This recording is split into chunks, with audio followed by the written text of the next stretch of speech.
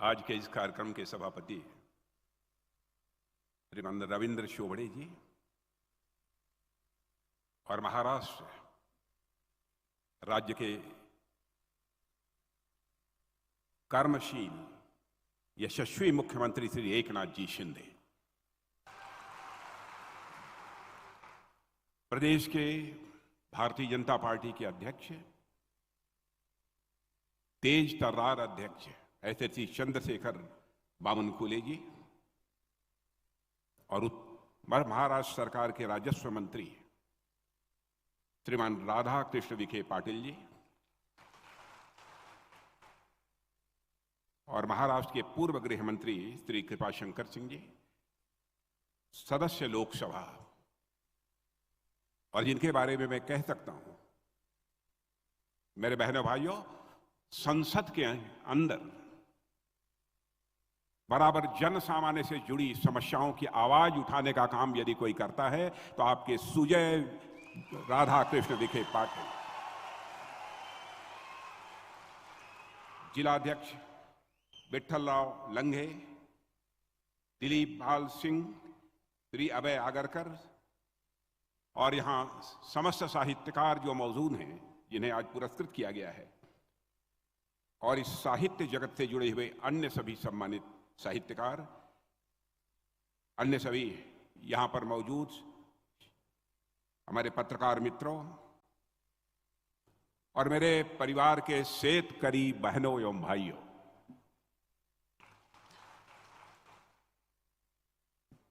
सचमुच आज इस कार्यक्रम में भाग लेकर मुझे बेहद खुशी हुई है।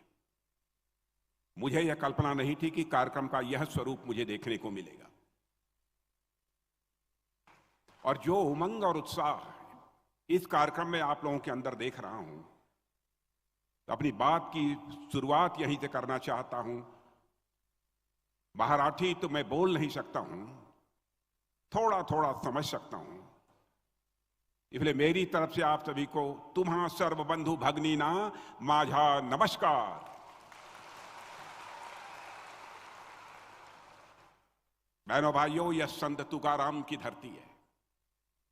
संत एकनाथ की धरती है, संत ज्ञानेश्वर की धरती है,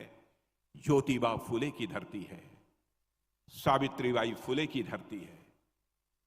और संभाजी महाराज की यह धरती है। छत्रपति महाराज जी शिवाजी को महाराष्ट्र के लोग ही नहीं, संभाजी महाराज को महाराष्ट्र के लोग ही नहीं, बाबा साहब भीमराव अंबेडकर को महाराष्ट्र के लोग ही नहीं, बल्कि जिन महापुरुषों का मैंने नाम लिया था, सभी के लिए समान आदर हिंदुस्तान के कोने कोने में देखने को मिलता है।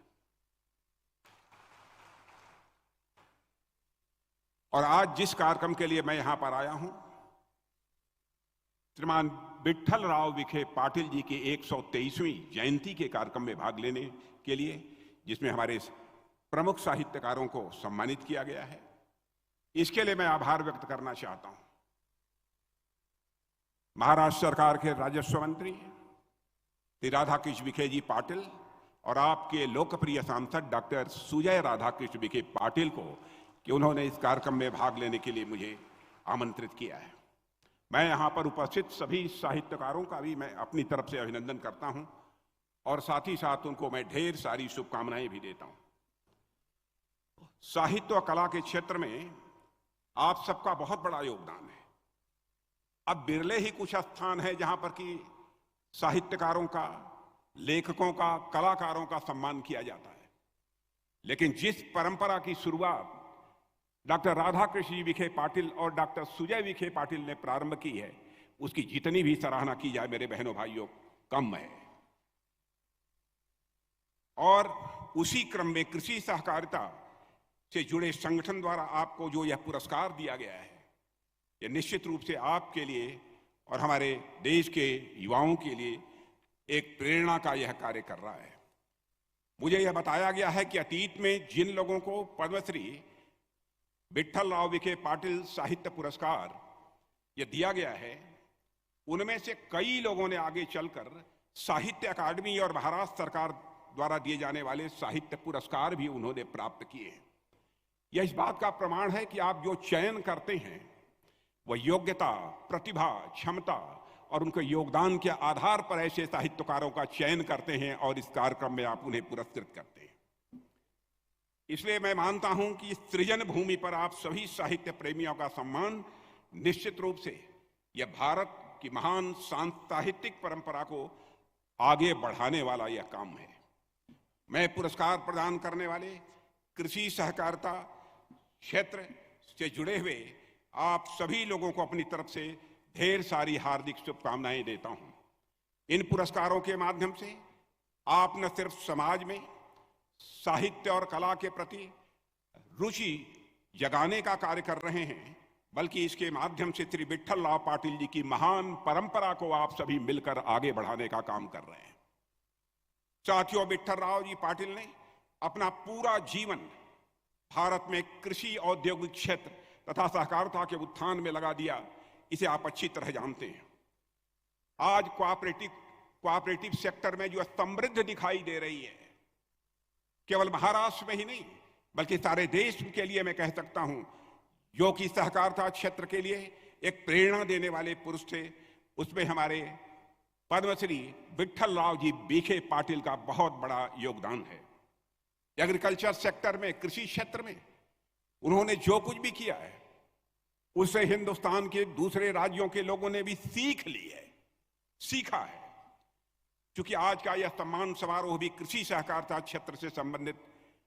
समाज के समृद्ध लोगों के द्वारा आयोजित किया गया है, इसलिए मैं भी आपसे सहकारिता क्षेत्र तथा कोऑपरेटिव्स के बारे में ही कुछ विचार पहले मैं साझा करूंगा, उसके बाद मैं अन्य विषयों पर अपने विचार व्यक्त करूंगा। मेरे बहनों भाइयों, विट्ठलराव जी विखे पाटिल के जीवन पर जब हम गौर करते हैं तो हम पाते हैं कि उनका पूरा जीवन भारत की उस परंपरा के अनुकूल है जिसमें हम यह मानते हैं कि भगवान कुछ लोगों को इस धरती पर विशेष काम करने के लिए भेजते हैं। आप यदि अवतारों की श्रृंखला यदि देखें तो दो तरीके के अवतार आपको इस धरती पर देखने को मिलेंगे। एक होते हैं पूर्ण अवतार,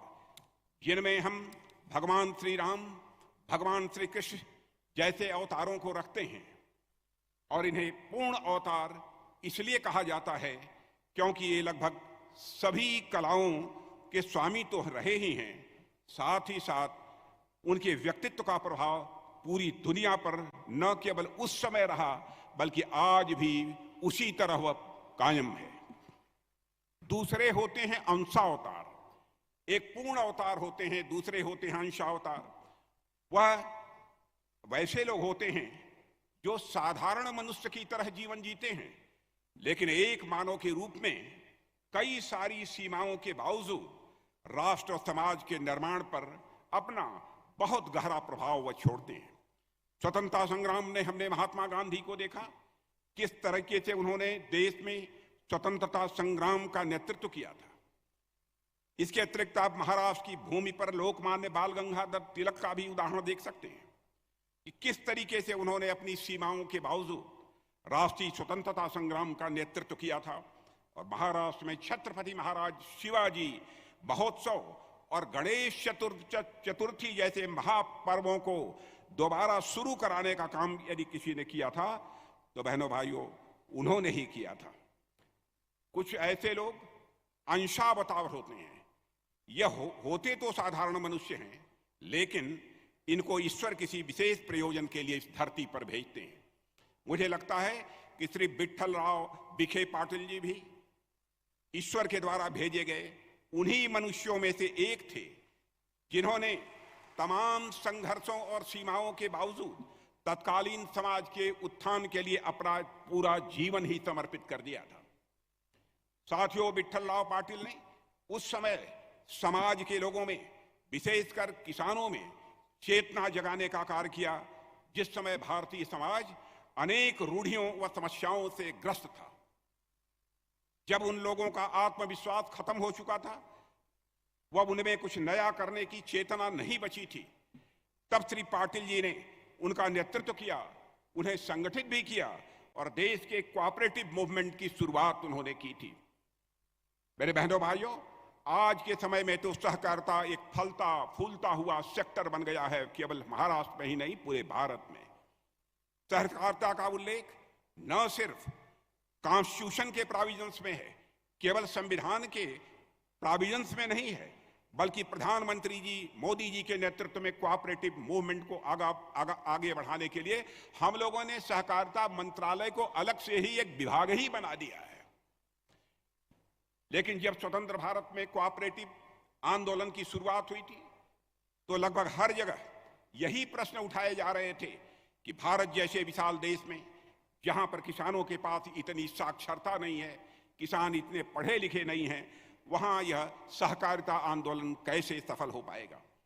और मैं बताना चाहता हूं कि जिन लोगों ने ऐसे प्रश्न उठाए थे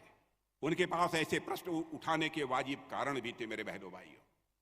क्योंकि तब हमारे आसपास हमारे समक्ष कई बड़ी चुनौतियां थीं, लेकिन हम भारतीयों ने न सिर्फ उन चुनौतियों का डटकर सामना किया बल्कि उससे पार पाने में और सफलता अर्जित करने में भी कामयाबी हम लोगों ने हासिल की। यह हम सभी भारतवासियों के उद्यम का ही परिणाम है कि आज सहकारिता आंदोलन इतना सफल होकर भारत में खड़ा हुआ है। आज यदि महाराष्ट्र का नाम देश के टॉप शुगर प्रोड्यूसर स्टेट्स में होता है तो मैं कह सकता हूं इसमें बहुत बड़ा कंट्रीब्यूशन किसी का है तो पद्मश्री विठ्ठलराव विखे पाटिल जी का है।